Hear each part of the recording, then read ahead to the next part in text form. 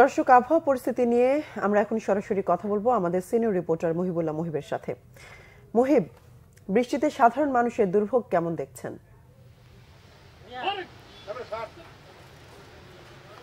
যেবা এই মুহূর্তে আমি রয়েছি সচিবালয়ের সামনে, অর্থাৎ সচিবালয়ের সামনে দিয়ে যেই সড়কটি গেছে সেই সড়কটি আপনি নিশ্চয়ই দেখতে পাচ্ছেন যে গত 2 দিন ধরে টানা বৃষ্টিতে কিন্তু জনভোগান্তি চরমে, অর্থাৎ অফিসগামী যারা তারা কিন্তু সকাল থেকেই ব্যাপক দুর্ভোগে পড়েছেন এবং একই সঙ্গে স্কুল কলেজ এবং বিশ্ববিদ্যালয়গামী যারা শিক্ষার্থী রয়েছেন তারাও কিন্তু ব্যাপক দুর্ভোগে পড়েছে। আপনি ইতিমধ্যেই জেনেছেন যে বঙ্গোপসাগরে সৃষ্ট স্থল গভীর নিম্নচাপের প্রভাবে টানা 2 দিন ধরে রাজধানীতে অনবরত বৃষ্টি চলছে, যেন থামার কোনো জো নেই। কখনো কখনো গুড়ি গুড়ি, আবার কখনো কখনো হালকা বৃষ্টি পড়ছে, মাঝে মাঝেই বইছে দমকা বাতাসও।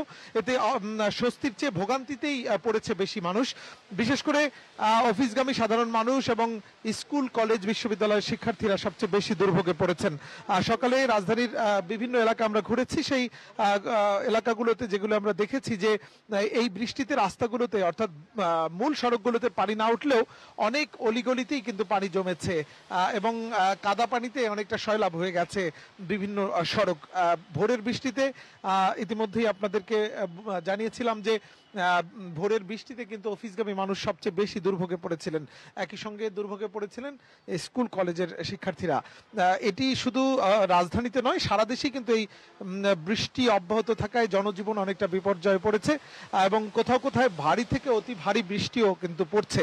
সব মিলিয়ে দেশের যে এই বৃষ্টির প্রবণতা সেটি অর্থাৎ 16ই সেপ্টেম্বর থেকে কিছুটা কমে আসবে বলে জানিয়েছে আবহাওয়া অধিদপ্তর এবং আস্তে আস্তে এই যে বর্তমান যে তাপমাত্রা রয়েছে সেই তাপমাত্রাও কিন্তু কিছুটা বাড়বে, যেটি এখন তাপমাত্রাটা কিছুটা কম রয়েছে। অর্থাৎ সব মিলিয়ে গত 24 ঘন্টায় দেশের যেই সব এলাকায় বৃষ্টিপাত রেকর্ড করা হয়েছে তাতে